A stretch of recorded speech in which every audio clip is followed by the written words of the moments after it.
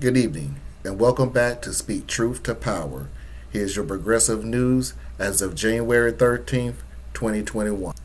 Our top story today: the House of Representatives has impeached Donald Trump for high crimes of misdemeanor for his role in the inciting of insurrection on the U.S. Capitol in January, making Trump the only U.S. president to ever be impeached twice. 10 Republicans broke away from their party to vote in favor of the impeachment. The House voted in favor of the impeachment 232 to 197. This will now go to the Senate for a vote. If convicted, it would bar Trump from ever holding any federal office again. With that said, expect nothing to happen until after Biden is sworn in, according to Senate Majority Leader Mitch McConnell. And in related news, President Trump discouraged acts of violence in a written statement Wednesday and called on Americans to help ease tensions and calm temperament. Quote, in light of reports of more demonstrations, I urge that there must be no violence, no law breaking, no vandalism of any kind. That is not what I stand for. It is not what America stands for. I call on you, all Americans, to help ease tensions and calm tempers. Thank you.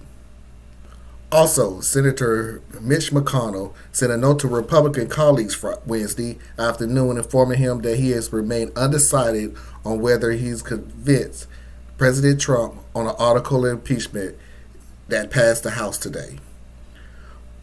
Quote, while the press have been of full speculation, I have not made a final decision on how I will vote, and I intend to listen to the legal arguments when they are presented to the Senate.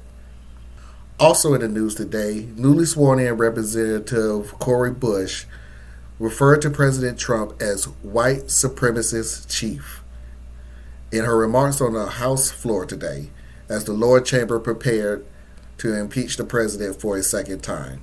Quote, St. Louis and I rise in support of the articles of impeachment against Donald J. Trump.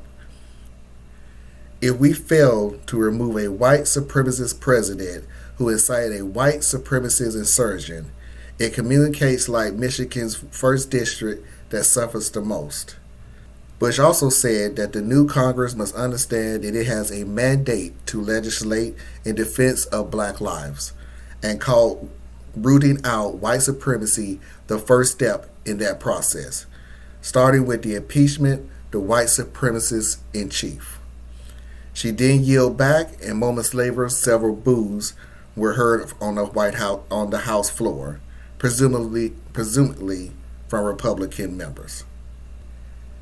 And in other news, a coalition of more than 30 House Democrats is calling for an investigation into the suspicious Capitol tour that took place the day before the Wednesday deadly attack from the mob of Trump supporters. This coalition is led by Representative Mike Sherrill, who sent a letter to the House Sergeant at Arms, the acting Senate Sergeant at Arms, and the acting Capitol Police Chief. Quote, today, I join with more than 30 of my colleagues in a request with an investigation from the acting House SSA, acting Senate SSA, and USCP into the suspicious behavior and access given to visitors to the Capitol complex on January 5th, 2021. The lawmakers say that they are witnesses an extremely high number of outside groups in the complex on January 5th, which is unusual given that public tours of the Capitol ended in March 2021 due to the corona pandemic. They also wrote out that visitors encountered by the lawmakers appear to be associated with the Stop the Steal rally that was held at the White House the next day. Members of the group that attacked the Capitol building seems to have an unusual detailed knowledge of the layout of the Capitol complex. The presence of these groups within the Capitol complex was indeed suspicious, the lawmaker wrote. And in other news, weeks before a mob of President Trump supporters stormed the U.S. Capitol, right-wing activists Ali Alexander, told his followers that he was planning something big January 6th. Alexander, who organized the Stop the Steal movement, said he had hatched a plan correlating with the Congress vote to certify the electoral college votes, alongside GOP lawmaker Representative Andy Biggs, Representative Mo Brooks, and Representative Paul Gosar, all hardline Trump supporters. Quote, "We four schemed up for putting maximum pressure on the Congress while they was voting. The plan," he said, "was to change the hearts and the minds of Republicans who was in that body hearing our loud roars from the outside." In a statement, a spokesman for Biggs said that the congressman has never been in contact with Alexander or any other protests, denying he had helped organize a rally on January 6th. Quote, Congressman Biggs is not aware of hearing or of any meeting with Mr. Alexander at any point, let alone working with him to organize some type of planned protest. And if you enjoy these daily news briefs, please don't forget to like, share, and subscribe. I thank you for your support. And finally today, Derek Chauvin, the former Minnesota police officer accused of killing George Floyd, will stand trial alone starting early March, a judge ruled on Monday. Jury election prosecution was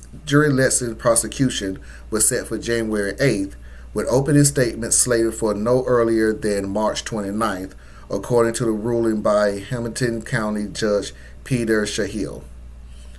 The three other officers accused of playing a role in Floyd's death, Thomas Lane, J. Alexander Krieg, and Tong Tu, will be tried together beginning in August, according to Shahill.